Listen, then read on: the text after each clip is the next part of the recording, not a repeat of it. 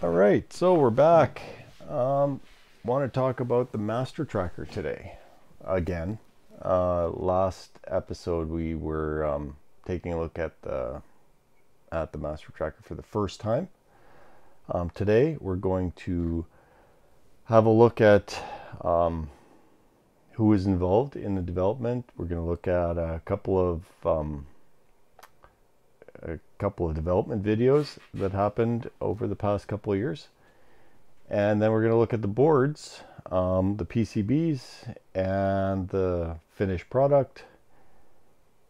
And we'll look at we'll bring the 1541 over here and we'll open it up and take a look at what it looks like inside and installed.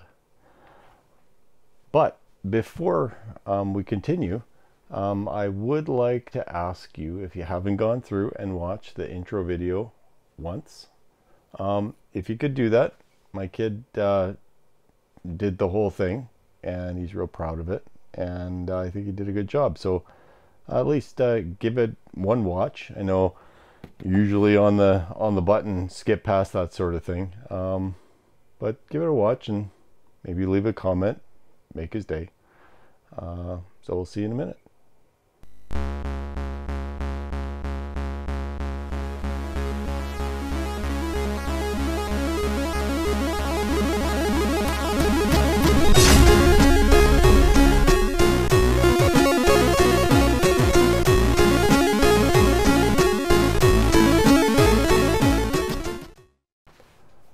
Alright, so welcome back to 8-Bit Resurgence. As I said, we're going to talk about what makes the MasterTracker a MasterTracker.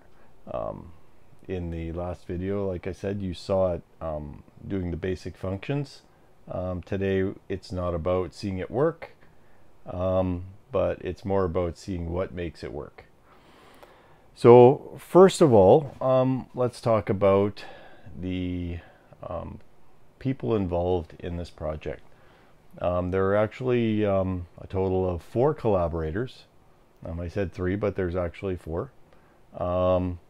First one is me. I started with this project, and I was the wallet behind it. I funded the entire thing. I built all the boards. I did testing. And I'm carrying it through to the end by myself. The second contributor is Wes256, a good friend of mine, and he had contributed the schematics for the DTD and DLD. That's the digital track display and the digital or density level display. Those 2 circuits, along with the audio circuit as well, that plays that soundtrack of buzzes and beeps that some people find annoying and other people, including myself, find entertaining. So that came from Wes256, and without his contribution there would be no MasterTracker. So big thanks to him. The second contributor or collaborator to this project was briefly mentioned in the first video as a paid contractor, which he was, but that was DDI. And anyone that's been around at least the Lemon 64 forum for any number of years, they would be familiar with his work. He does make very nice PCBs. He hand lays everything out. Consider him more of a digital artist. Very nice work, and I was thrilled to have him on this project. I knew that the boards that would ultimately make the MasterTracker would turn out to be really beautiful works of art, and that's really one thing that I really wanted this thing to be. He has a lot of really clever ideas that he brought forward to this project. So really, without the tracker and without his contribution, the tracker wouldn't look like it does today. So a huge thanks go out to him as well. He did leave the project last month to pursue other interests, presumably. So best of luck to him. and I'm carrying this project through to the end. Between Wes256 and myself, we've gotten it to where it needs to be now, so that anybody can enjoy this. So that's really the contributors. Oh yeah, one other thing, the DDI's contribution, I don't want to forget, is he not only contributed the layups of the boards, but he also contributed the special effects and other features as well. He designed a lot of the circuits that are there, so you'll find those within the MasterTracker too.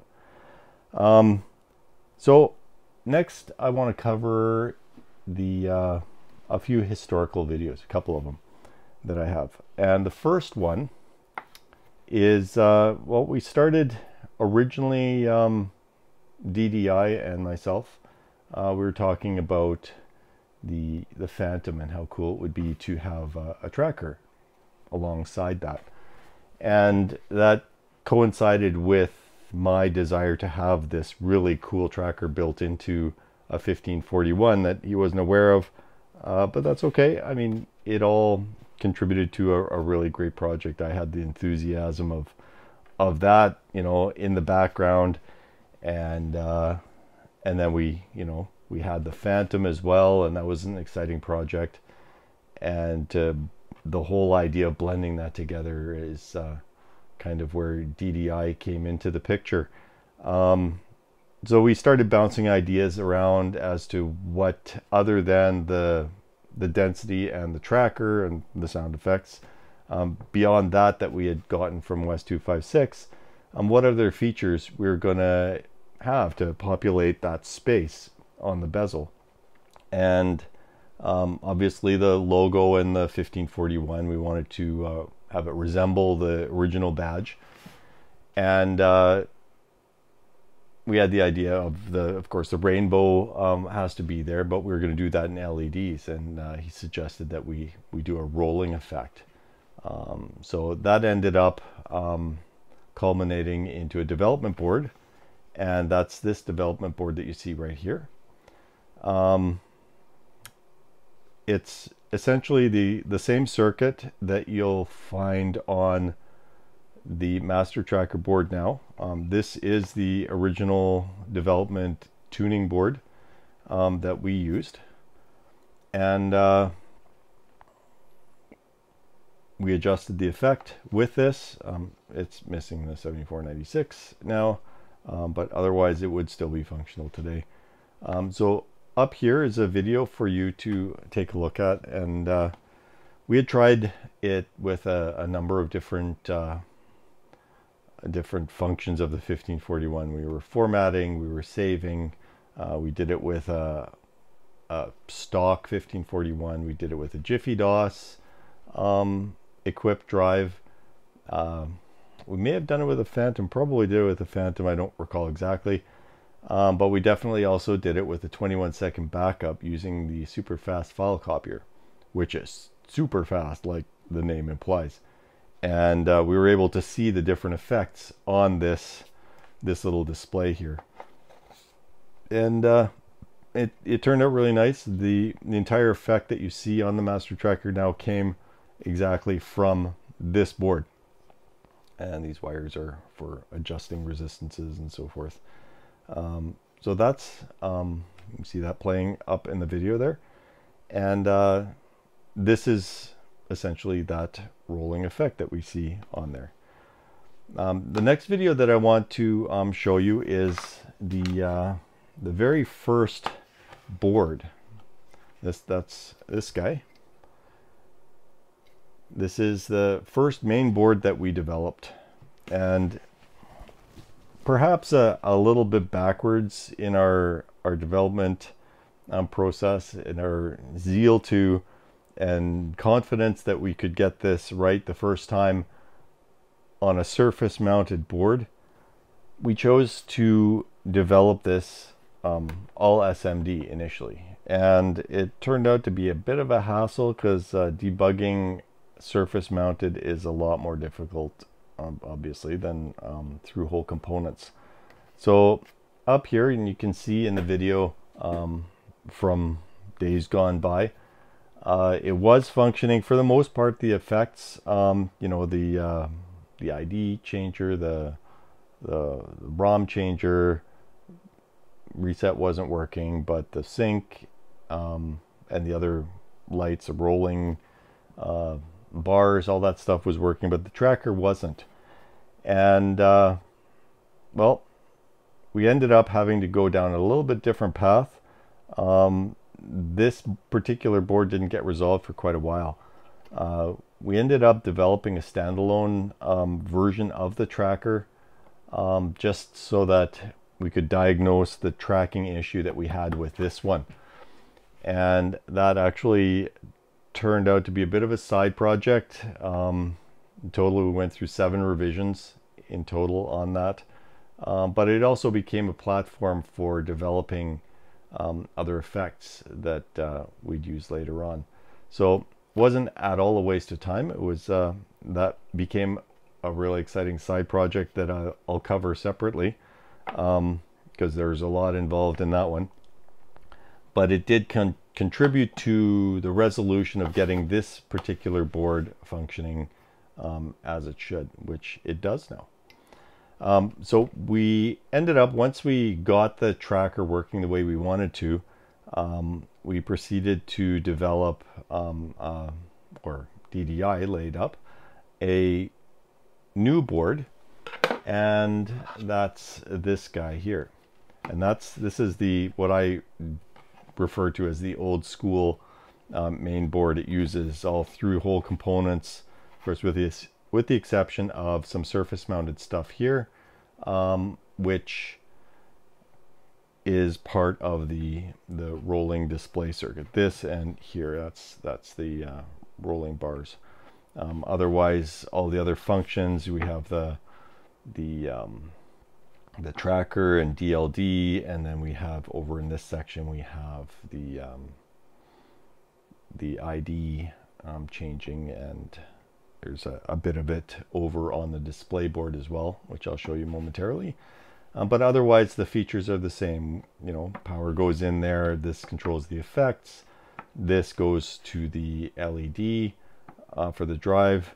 These two connections here and here go to the display board, and this is power that goes off to the display. This controls the effects, or the rolling bar effects, and there's the speaker for the sound. So the same can be said on the surface mounted one. Has all the same features. It's just obviously a surface mounted board, where this is all socketed and basically just all old school parts. Next board we'll have a look at is the display board. The display PCB is right here, and that's, you'll see an assembled one momentarily, but this is the PCB that we use to make the display board, and along with that is the bezel, which goes on like this.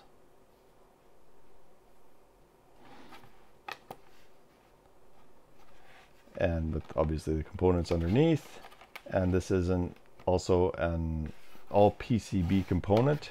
It is a 0.8 millimeter thick PCB that is actually the same thickness as the label that came off it.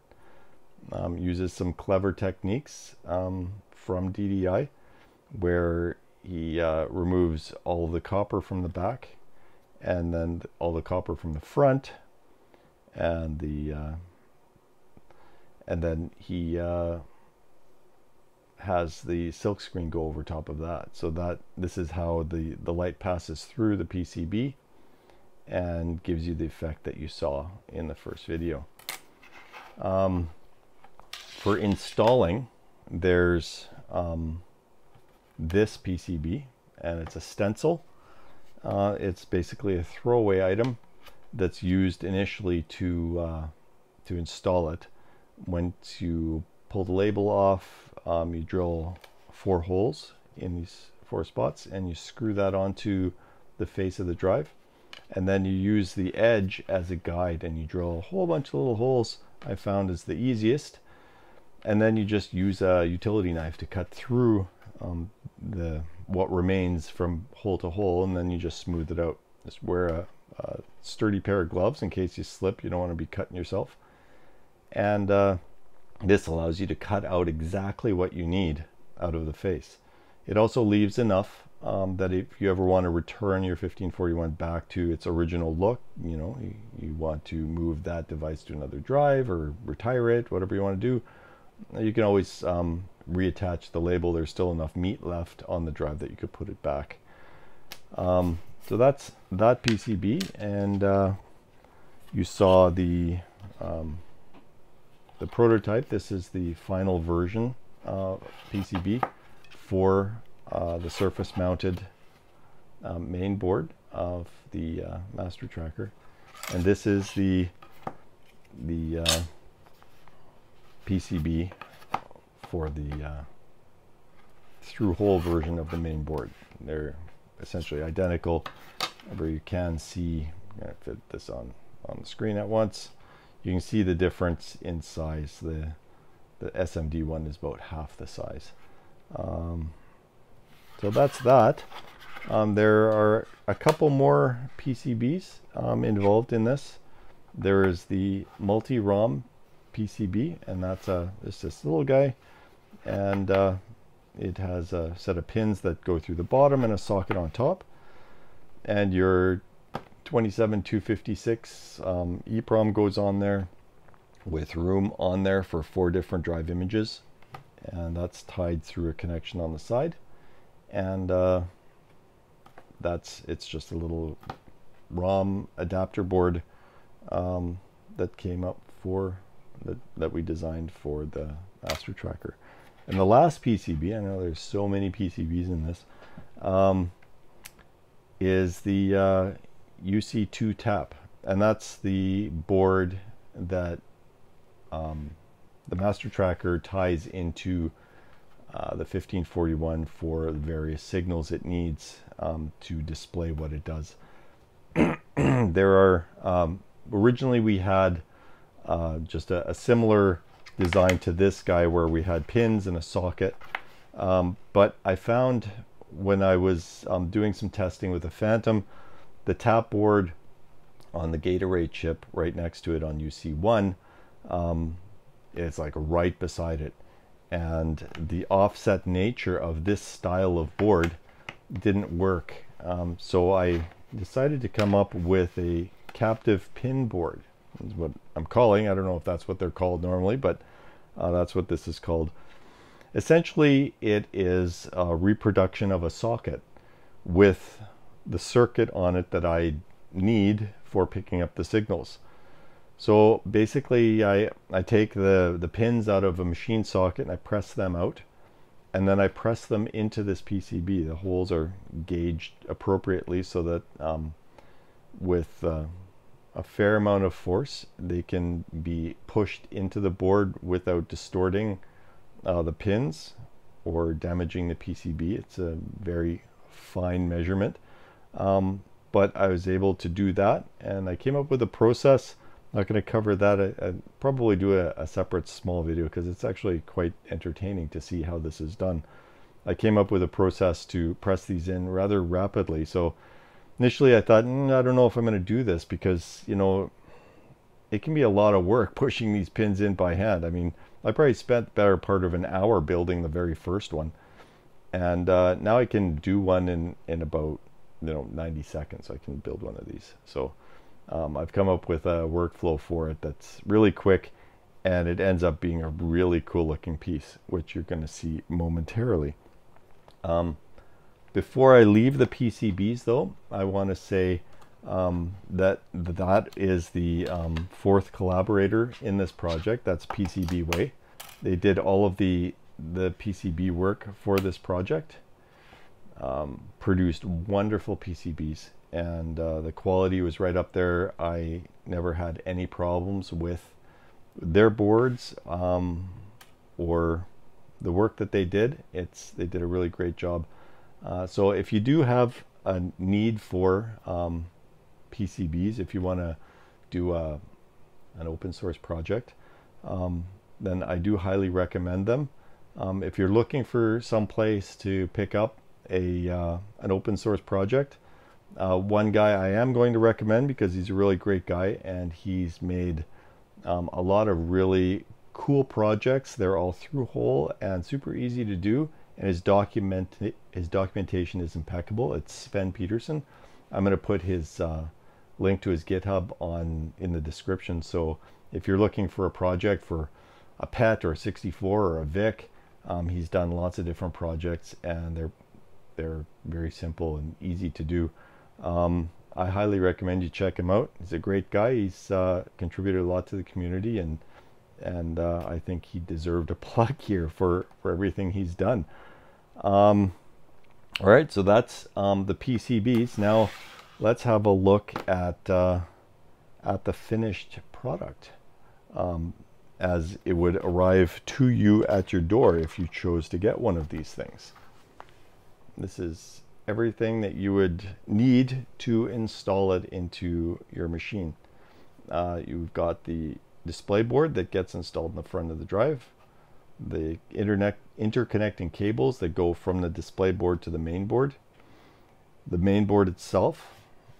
This is the little LED that runs off to, if you choose to use that feature, the step LED. This is the ROM select that plugs in. As you can see, it was the pins on the bottom, socket on the top, and the ROM select connection that goes from there to the board. And this is the only soldering part of the project that you need to do. It's the ID select. As we all know, if we've ever changed the drive number on a 1541, there are these two little pads that you have to adjust for 8, 9, 10, or 11, and this actually has to go onto those pads. So they're already pre-tinned, and if you have an iron, just a couple of little drops of solder, you cut the connections in between, solder one on each pad as the instructions will show you, and then that interconnection between the MasterTracker and your drive will be complete. There are a couple other connections that go to the board. This is the reset line, and this is the write line, which triggers the rolling effect on the display.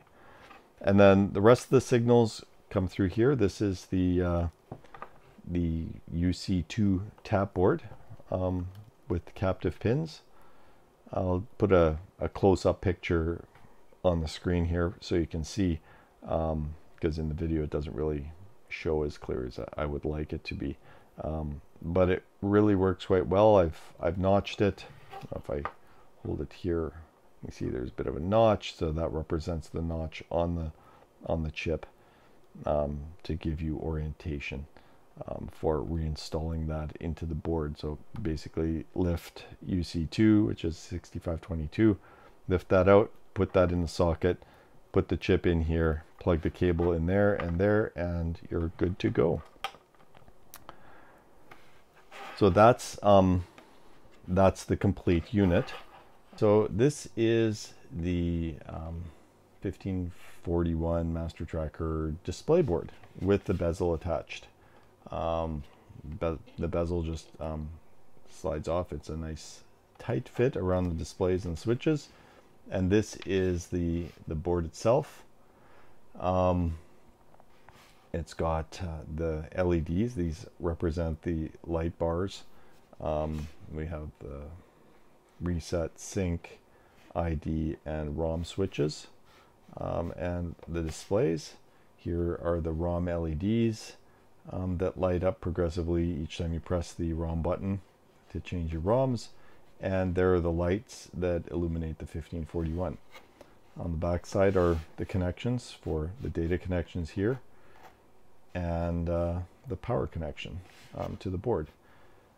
It's quite a a packed board. There really isn't any extra room for more things, but it does function nicely. That's the light over here for the logo, and it all fits together nicely. And there's a spacer that goes in between here, so this goes on the face of the drive, and then there's a spacer that goes in behind, and then the display PCB attaches back there, and that's how the display is mounted inside the 1541.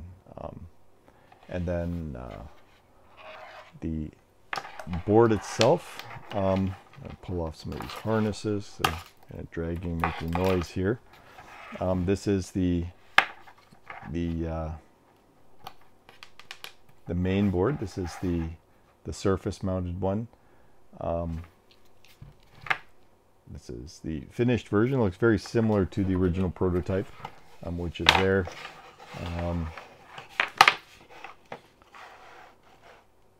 They look very similar. Yep, one works, one doesn't. Obviously, the black one is the finished one. That one has all of the corrections in place, and it works fine. So yeah, this turned out I've taken some really close-up pictures that I'm going to share with you.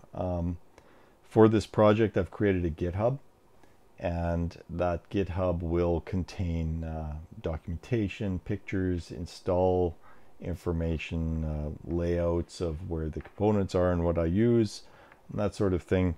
The only thing I'm not putting out there are Gerbers and design files, but otherwise, or schematics.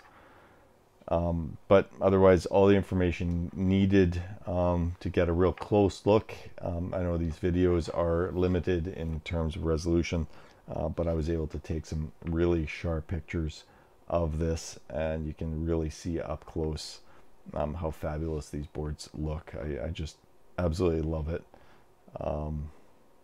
Yeah, DDI did a great job laying these things out. So that, yeah, this is the surface mounted board, fully assembled, fully functional. That's one of them, and the other one is, of course, the through hole one that contains all of the dip components, rather than the surface mounted chips that we saw on the other board. This is all dips and through hole resistors. On this particular one, I've socketed everything, and it works great. So that's the main board, and then like I showed you, there's the harness with all of the two taps that are required to install it. So let's I'm gonna bring over the 1541 and take a little bit of a video look at what it looks like installed inside the drive, and then we'll wrap it up. So this is the installed 1541 MasterTracker drive that you saw in the previous video, and let's have a look and see how this is installed in here. So here's the drive that you can see. I'll just lift the lid, and we can see how this is actually installed in here. Get this in frame. So here you can see the drive is connected with the display. Hopefully it's clear enough. The display board is here. There are some standoffs in the corners. There's 4 of them. It's a little bit finicky to install. You just have to have a bit of patience and needle nose pliers, and you can make do. And get this thing bolted nice and tightly. It's nice and secure once it's installed, and it functions great. Further to the installation, in this particular one, I have the last prototype of the through hole main board installed on here. And you can see it just attaches with 2 points here. Could put some spacers in here. I haven't really bother because it's not necessary. It's nice and secure. We had thought maybe we'd put something to stabilize the board, but it's honestly so rigid in here, it doesn't need anything.